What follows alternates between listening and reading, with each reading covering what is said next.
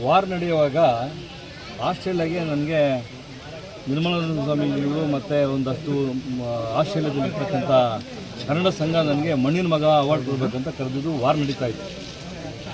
ಆದರೆ ನಾವು ಆಸ್ಟ್ರೇಲಿಯಾದಲ್ಲಿ ನೋಡಿದ್ದೆ ಪೆಟ್ರೋಲ್ ಬೆಲೆ ವಾರ್ ನಡೆಯೋವಾಗಲೇ 1 to 2 ಆಗೋಗಿತ್ತು. ಆದರೆ ಮೋದಿಜಿಯವರು ನಮ್ಮ ಭಾರತದಲ್ಲಿ ಪೆಟ್ರೋಲ್ ಮೇಲೆ ಇರ್ತಕ್ಕಂಥ ಡೀಸೆಲ್ ಮೇಲೆ ಇರ್ತಕ್ಕಂಥ ಟ್ಯಾಕ್ಸ್ ತೆಗೆದುಬಿಟ್ಟು ಬೆಲೆ ಕಮ್ಮಿ ಮಾಡೋದು. ಇದು ಮೋದಿಜಿಯವರ ಬದ್ಧತೆ. ದೇಶಕ್ಕಾಗಿ ಪ್ರಪಂಚದಲ್ಲೇ ಯಾರಾದರೂ ಇದ್ದರೆ ದೇಶಕ್ಕಾಗಿ ಓಡಾಡ್ತಕ್ಕಂಥ ಒಬ್ಬ ನಾಯಕರಿದ್ದರೆ ಮೋದಿಜಿಯವರು. ಹಂಗಾಗಿ ಕಾಂಗ್ರೆಸ್ನವ್ರಿಗೆ ಬೊಬ್ಬೆ ಹೊಡೆಯತಕ್ಕಂಥದ್ದು ಇದೇನು ಹೊಸದಲ್ಲ. ಯಾವ ವಿಷಯದಲ್ಲಿ ಅವರು ಮೋದಿಜಿಯವರ ಆಡಳಿತದಲ್ಲಿ ಅವರು ಖಂಡನೆ ಮಾಡಿಲ್ಲ, ಎಲ್ಲ ವಿಷಯದಲ್ಲೂ ಮಾಡಿದ್ದಾರೆ. ಇದೊಂದು ಹೆಚ್ಚಳ ಆಗ್ತಾ ಇರ್ತಕ್ಕಂಥದ್ದು ಭಾರತ ಸರ್ಕಾರದಲ್ಲ, ಭಾರತದ ಇಶ್ಯೂ ಅಲ್ಲ. ಇದು ಈ ಪೆಟ್ರೋಲು ಬಂದು ಭಾರತದಲ್ಲಿ ಇರ್ತಕ್ಕಂಥದ್ದಲ್ಲ, ಭಾರತದ ತಯಾರಾಗ್ತಾ ಇರ್ತಕ್ಕಂಥದ್ದು. ಭಾರತದ ಪೆಟ್ರೋಲು ಇದ್ದಾಗ ಜಾಸ್ತಿ ಮಾಡಿದರೆ ಮೋದಿಜಿಯವ್ರನ್ನ ಕ್ವಶನ್ ಮಾಡಬೇಕಾಯಿತು. ಮೋದಿಜಿಯವರು ಅವತ್ತಿಂದ ಹೇಳ್ತಾರೆ ಸ್ವದೇಶಿನ ಉಪಯೋಗಿಸಿ ಹೆಚ್ಚಾಗಿ ಇಂಟರ್ನ್ಯಾಷನಲ್ ಡಾಲರ್ನ ಕೊಟ್ಟು ತೊಗೊಳೋದನ್ನು ಕಮ್ಮಿ ಮಾಡೋದು. ಯಾಕಂದರೆ ಡಾಲರ್ ಪ್ರೈಸ್ ಜಾಸ್ತಿ ಆಗ್ತಾ ಇರ್ತಕ್ಕಂಥದ್ದು ಪ್ರಪಂಚಕ್ಕೆ ಗೊತ್ತಿದೆ, ಎಲ್ರಿಗೂ ಬುದ್ಧಿವಂತರು ಗೊತ್ತಾಗ್ತದೆ. ರಾಜಕಾರಣದಲ್ಲಿ ಬುದ್ಧಿವಂತರು ಯಾರೂ ಹೇಳಲ್ಲ. ಹಂಗಾಗಿ ಇದು ಮೋದಿಜಿಯವರು ಟೀಕೆ ಮಾಡ್ತಕ್ಕಂಥದ್ದು ಹೊಸದಲ್ಲ, ಇದು ಒಳ್ಳೆಯದು ಅಲ್ಲ. ಮೋದಿಜಿಯವರು ತುಂಬ ಕಷ್ಟಪಟ್ಟು ದೇಶಕ್ಕಾಗಿ ಎಷ್ಟೆಲ್ಲ ಮಾಡಬೇಕು ಅಷ್ಟು ಮಾಡ್ತಾ ಇದ್ದಾರೆ. ಅವ್ರ ಕೈ ಮೀರಿ ಹೋಗಿದ್ದು ಬೆಲೆ ಏರಲೇಬೇಕು ಅಂತ ಬಂದಾಗ ಮಾಡ್ತಾರೆ. ಹಂಗಾಗಿ ನಾಯಕತ್ವದ ಒಂದು ಏನು ಪ್ರಪಂಚದಲ್ಲಿ ವಿಶ್ವ ನಾಯಕರನ್ನ ಖಂಡನೆ ಮಾಡ್ತಕ್ಕಂಥದ್ದು ಯಾರೇ ಖಂಡನೆ ಮಾಡಲಿ ನಾವು ಅದನ್ನು ಖಂಡನೆ ಮಾಡ್ತೀವಿ. ಮಳೆ ಸರಿಯಾಗಿ ಆಗ್ತಾ ಇಲ್ಲ. ಇವತ್ತು ವಿಶೇಷವಾಗಿ ಈ ವರ್ಷ ಅಧಿಕ ಮಾಸ ಬಂದಿದೆ.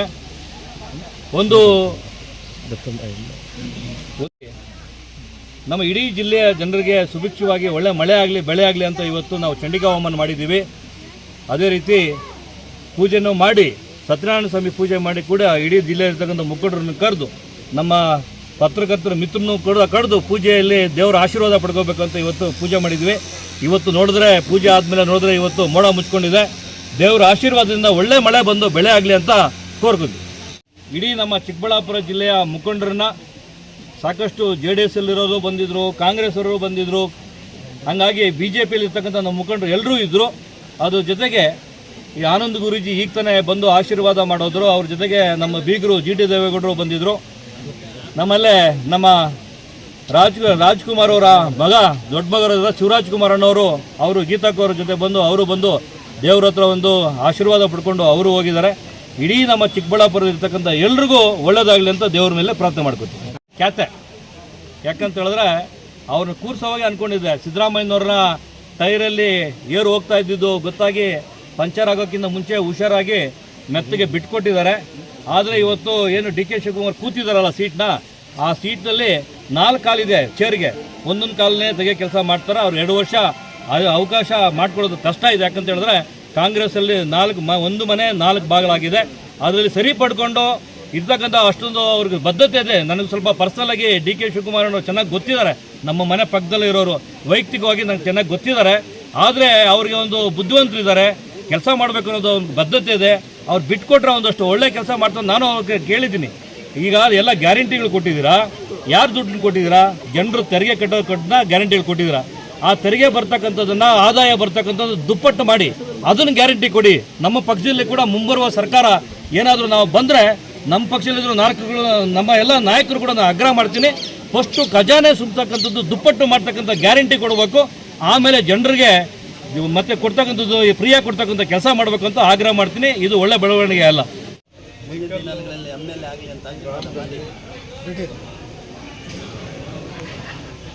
ರಾಮಚಂದ್ರನವರು ಬಹಳ ವಿಶೇಷವಾಗಿ ಪ್ರಥಮ ಬಾರಿಗೆ ಚಂಡಿಕಾ ಹೋಮವನ್ನು ಮಾಡಿಸಿದ್ದಾರೆ. ಅದಾದ ನಂತರ ಸತ್ಯನಾರಾಯಣ ಪೂಜೆಯೂ ಕೂಡ ಭಾಳ ಭಕ್ತಿಯಿಂದ ಮಾಡಿದ್ದಾರೆ.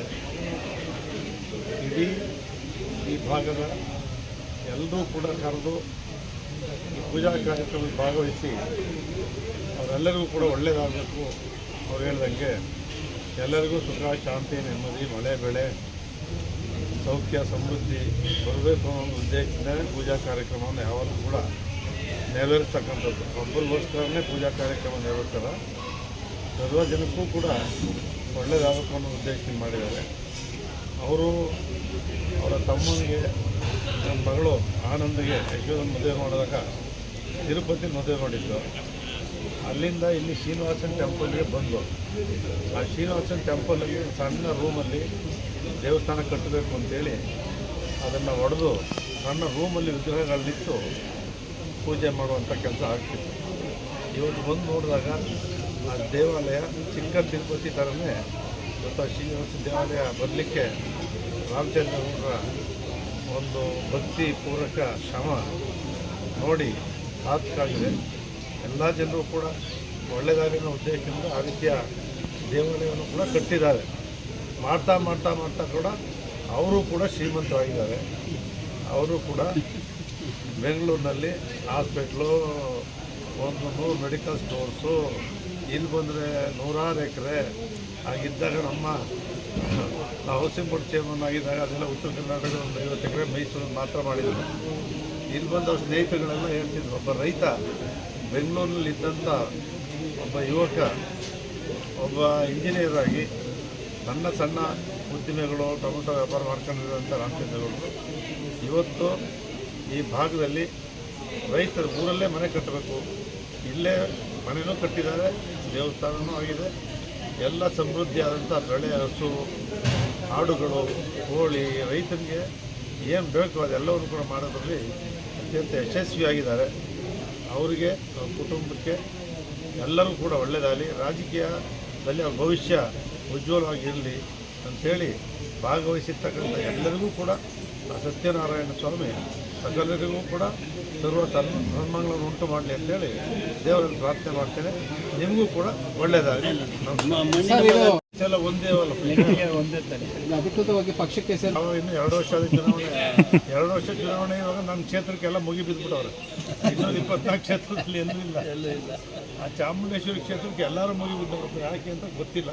ನಮ್ದು ಇನ್ನೂ 2 ವರ್ಷಕ್ಕಂತ ಏನೂ ಆಗಲ್ಲ.